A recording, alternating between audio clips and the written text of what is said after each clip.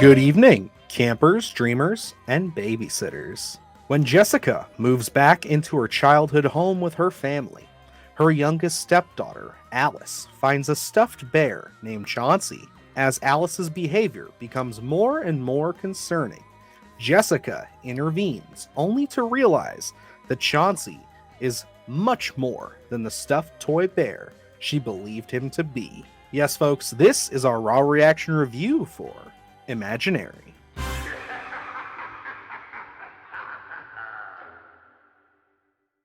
So, Blumhouse, they have kind of been on our bad side a little bit recently, Luke. We did that whole video right after Night Swim, just kind of talking about how, the quality of their brand has been kind of dipping recently. And, we still have a few more after Imaginary here. So the jury is still out, I should say, as to really truly where they lie on that spectrum.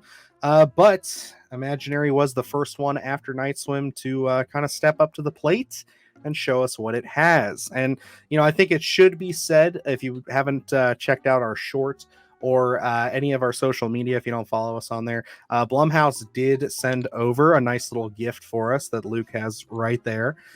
Yes, we got a Chauncey bear from the film, which was very sweet. We definitely had fun with that. Had a fun little time at the movie theater doing a little short with that. Why don't you show them the back there so they know it's official and we're not just pulling their Buying bears legs and putting vests on them. right? Yeah, like that's That's what what we we're do. doing in our spare time. But yes, they did send that over, and we thank you guys over at Blumhouse and Lionsgate for doing that.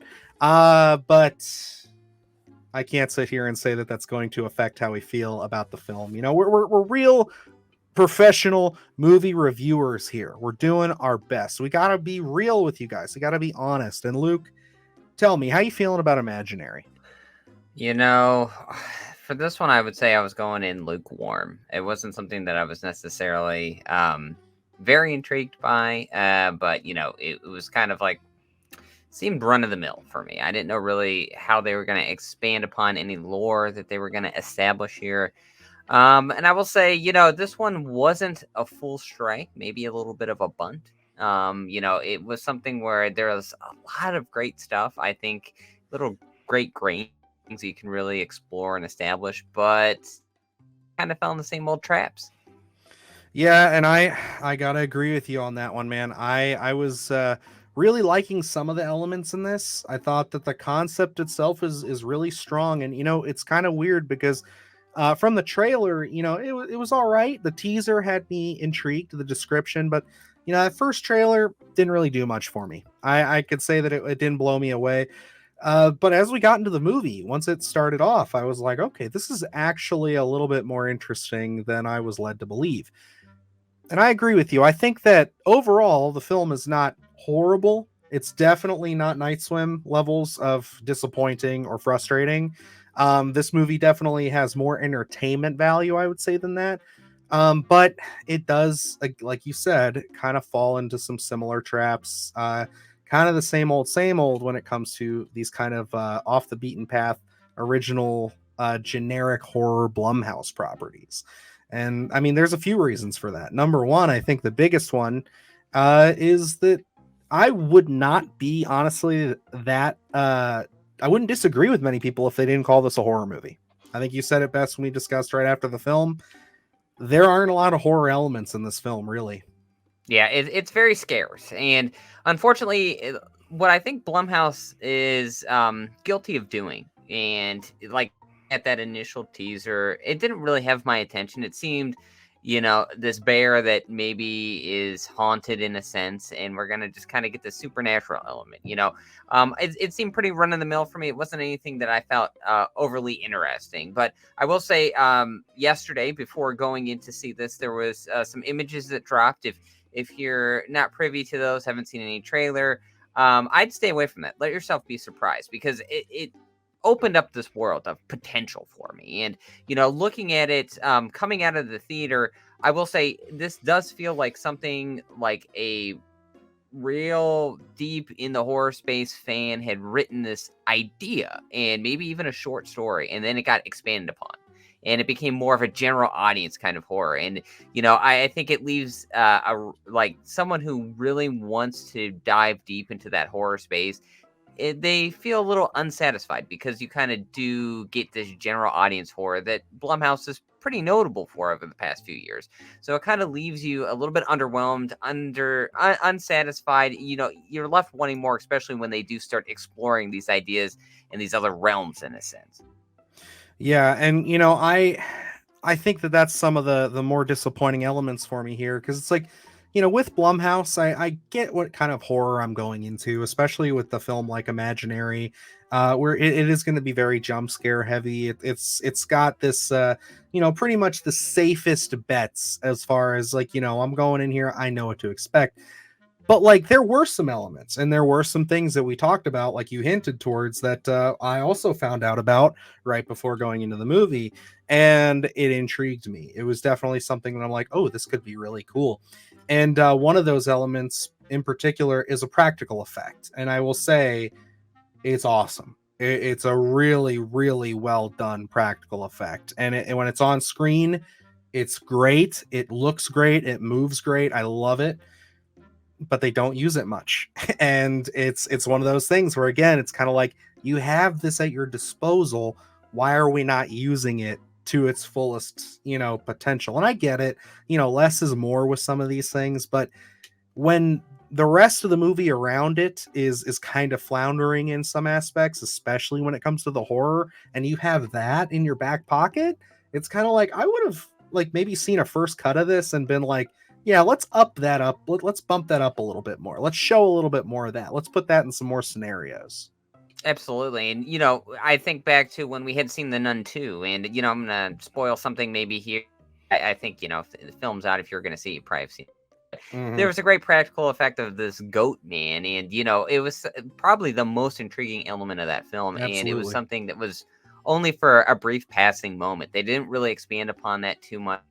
That from a practical standpoint, just from a terrifying aspect, I think that was so intriguing and so well done that that should have been, the meat and potatoes of the film. And there's something in here that's practical effect that, yes, when you do have that at your disposal, you should, turn that volume up, times that by 10, and really lean into that because it's so well done. And when you're looking to be scared and terrified in a horror film, you have to amp that stuff up. And yes, as we go throughout this film, I think they kind of breadcrumb you with the typical elements that we do see in those horror aspects. Nothing really out of the ordinary when you kind of get into it. But then as we move toward a third act, we do move toward a different setting, and it opens up the realm of possibility. And I'll say, if you're not necessarily sold by a lot of the film, as soon as you cross over into this, I think it'll get your mind racing. It'll give you goosebumps because it's like, what are they going to do here? And unfortunately for me, I think they underdelivered. They didn't. There's so much that you could set up, so many aspects, so many avenues you can travel down, but they don't really touch on it. They really double down just on this one story. And again, it's nothing. Even when you do cross over into this different setting, there's not a lot of terror there. Yeah, and I agree with you. I think that that's the strong idea in this. That's one of the elements that's like, this is good. This is really where I see this film, why it got greenlit.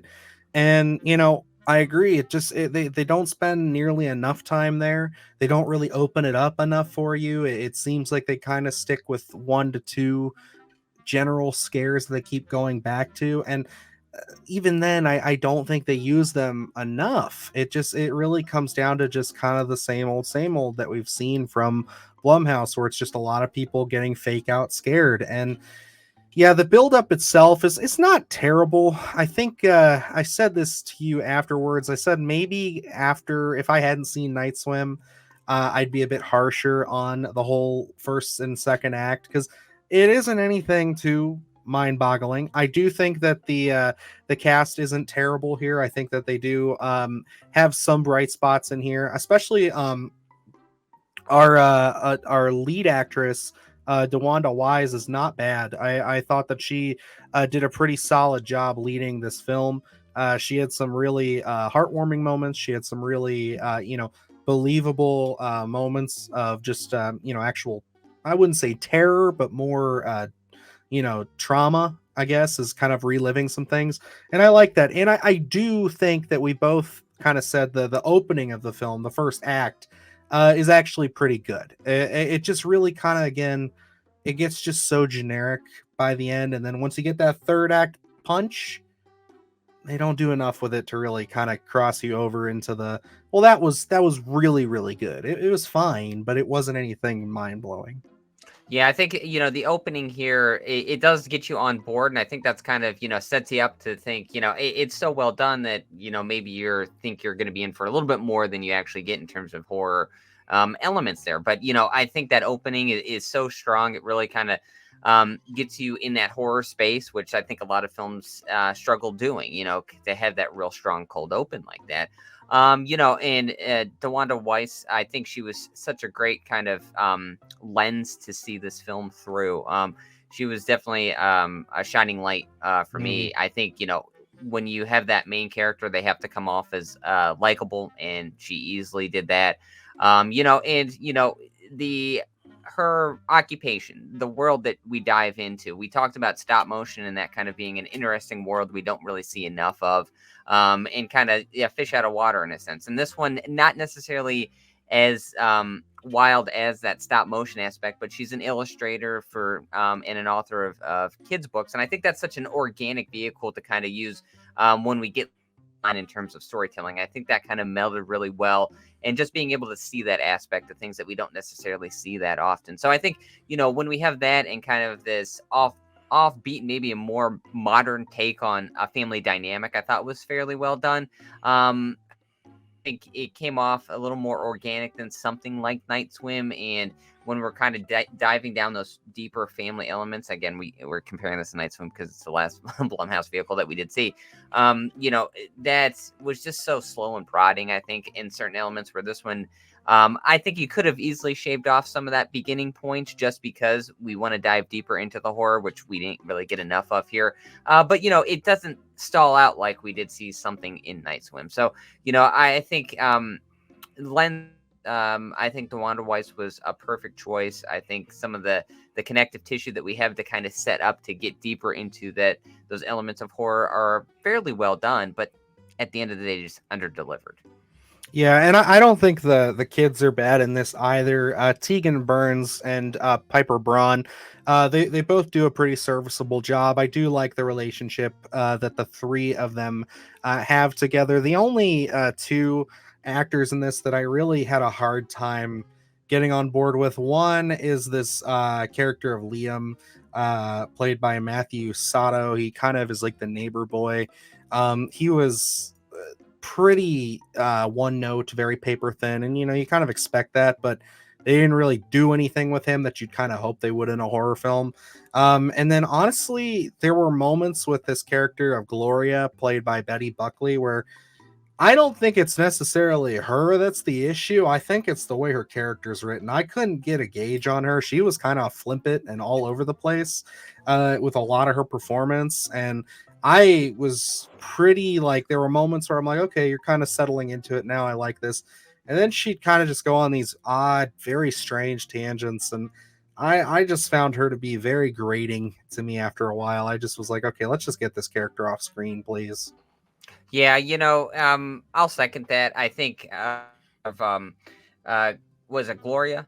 Mhm. Um, for me was a bit of an oddball, and I think, as you get more of the connective tissue and lay the groundwork of the story, you kind of start understanding maybe certain elements and things like that. But one of the biggest issues I did have with her characters and some of just the writing in general here, which I think, is pretty much a sin when you're watching a film, is that this does commit a lot of the time, is a lot of telling rather than Oh, showing. absolutely. That's her whole There character. Yeah, there is so much heavy exposition. Even when there's so many elements moving around, they kind of stop and decide to handhold and over explain to the audience exactly what's going on when we're fully capable of making those connections, I think.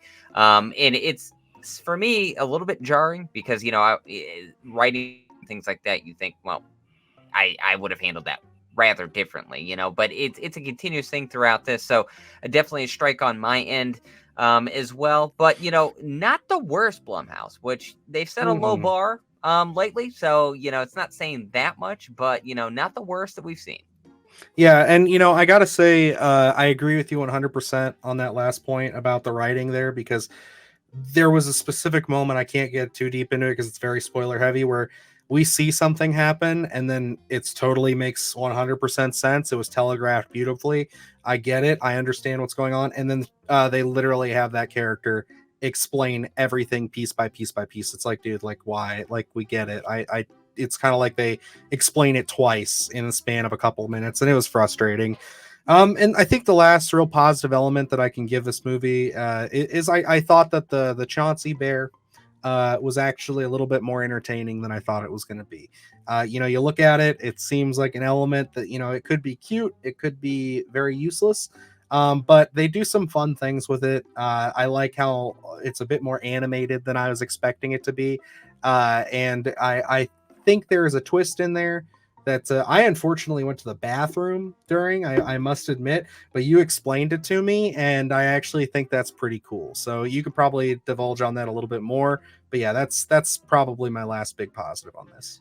Yeah, there is a fun twist in here as we get deeper into the story, which, in hindsight, when you look back at it, you're like, I've seen that, several times in different films. But I think uh, uh, it was pretty well done here in Imagine as you're getting into it, because it does kind of catch you off guard a little bit. So, I think to take a story that is kind of run of the mill and add in a couple of curveballs too, I think, definitely needs that shot in the arm, even though we are light on terror here. So, I think, the story isn't all there, but they definitely did try to give us something different, and, looking at that the Chauncey bear, I think I was hoping for Child's Play 2 in my elements, but I think I got the original Child's Play, where it's more of a stoic character, and we do see him kind of move around a little bit and kind of wondering, but that idea of is this really happening or not is kind of already gone, so you don't really get that tension, I think. But am I necessarily going to run out to the theater again and see this? No. If it's streaming, will I turn it on? Maybe as a passive watch. I think at the end of the day, I'm going to fall in worth a watch here. Yeah, I'm actually going to agree with you on that. I think that this is just on the cusp of being between a worth a watch and a proceed with caution for me. It's very mid-level. I don't really think that it does anything too crazy. I think that the elements it presents, although interesting and could have been really great, I don't think they're expounded upon nearly enough. There are some really great things that you could see in the production that I feel like got wasted. But at the end of the day, it's not, again, the most offensive Blumhouse thing I've seen in a while. I think that the elements, when they do show them, they work. And I just think that overall, I could see some people enjoying this more than us. I just don't think this is our kind of horror film. But at the end of the, so I mean, really, at the end of the day, I kind of am jostling between those two ratings. But looking back on it, I did enjoy my time more than I did Night Swim. So I am going to say this is worth a watch. And sorry to cut you off real You're quick. And good. I think, just looking at this film, even if it leaves you unsatisfied, I think as a creative, you'll go into this thinking, oh man, that's an interesting idea. And I think that's definitely worth checking this film out. Yeah, and it's like, that's the thing about it too, not to keep divulging into this, but like I feel like that element of it is either going to frustrate you or you're going to think it is pretty cool.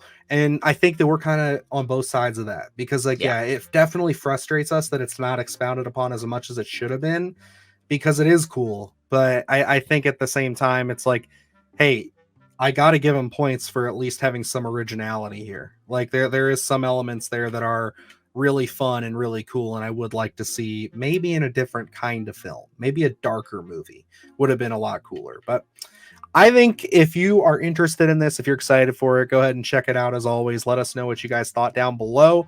And yeah, I mean, this was, again, just not another strike on the Blumhouse calendar, but I gotta say, it's not the resounding return to form that we're looking for. So Not a home run. nope, we are gonna have to wait and see. We'll see what the next one is that comes out. But yeah, other than that, we got a lot of great stuff up on the channel, guys. If you are not heading out to the theater, definitely do yourself a favor and check out Frogman. That's going to be hitting VOD on a Friday as well.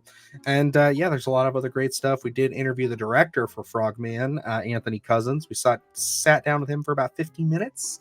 And yeah, it's a good long talk. It's a lot of fun talking about cryptids, filmmaking, and just all kinds of horror stuff. So definitely check those out. And yeah, I guess that's about going to wrap it up here. So until next time, I am Dylan Newell. And I'm Luke Janesco. And remember, stay scared. Do the horse shit, gonna do it live. Cause Splattercast kick it every day they live. Splattercast, gonna smash your ass. Splattercast, gonna smash your ass. Splattercast, gonna smash your ass. Splattercast, gonna smash your ass. Splattercast, gonna smash your ass. Splattercast, gonna smash your ass. Splattercast, gonna smash your ass.